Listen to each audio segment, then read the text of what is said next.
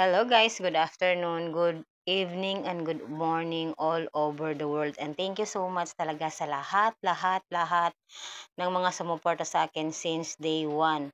Kasi itong pagbablog na to, hindi naman talaga to intentionally na magbablog talaga.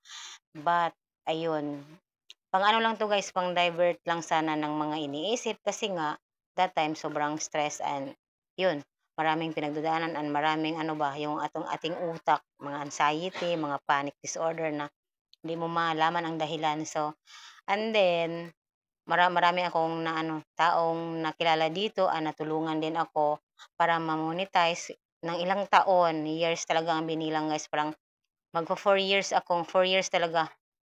Exactly, na hindi ako monetize, lagi lang akong nag-a-upload. Mahiyain ako, hindi ako nagla-live dati kasi nahihiya ako. Last year lang ako nag-start mag-live. But itong channel na ito ay 7 years na 'to, guys. And as of today, anong petsa ngayon? Today is August 28, 2025. Ngayon ay naabot ko ang 25,000 subscribers. So, sobrang happy ako kasi nga yun, happy ako dahil blessing to blessing and ayun, gusto ko lang magpasalamat sa lahat ng sumuporta sa akin since day one hanggang ngayon.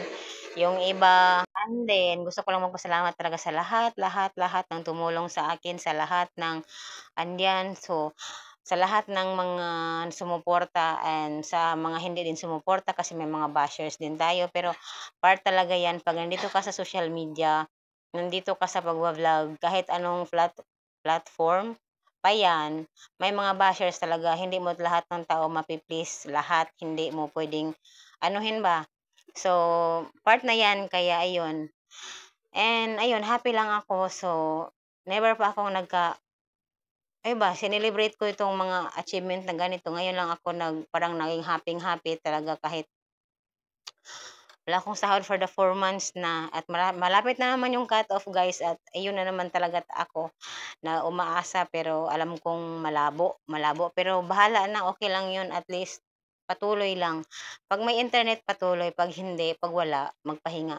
Kasi gano'n naman talaga, hindi naman talaga lahat ng nagva-vlog is smooth yung pinagdadaanan. Tulad ko, lagi akong namomroblema sa internet. Pero, at least narating ko pa din itong 25 subscribers nga kahit sobrang hirap lang mga napagdaanan. Yung minsan, parang wala nang pag-asa, parang gusto ko nang mag-quit.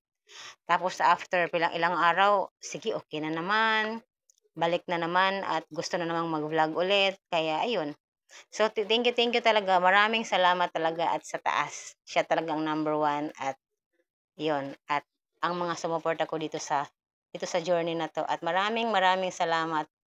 At alam nyo, nakakatulong din itong pagbablog sa mga may pinagdadaanan tulad ng anxiety, panic disorder. Kasi ako, ngayon medyo okay na. Tulad ng dati, nung hindi pa ako nagbablog, everyday, every umaga, everyday, umaatake yun. Pero ngayon, naging okay. Kasi nga, that time, hindi naman talaga straight 7 years ako nagbablog kasi may ilang taon din akong nawala ng cellphone. Like 1.5 year, walang cellphone. Nung pandemic, wala akong cellphone. Hindi ako nakapag-vlog. So, ayun.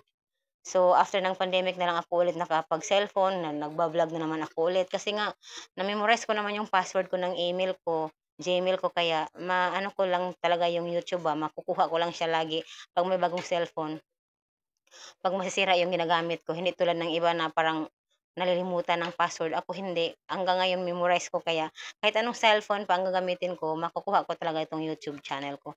So, thank you so much. Hindi naman talaga ako vlogger na tao kasi nagba-vlog ako pero parang hindi naman talaga kasi nahiya akong mag-video sa labas, nahiya talaga ako kahit nga magla-live ngayon lang ako at nung last year lang nag-start na parang kumapal yung mukha pero sa totoo hindi naman wala, nahiya talaga ako dati.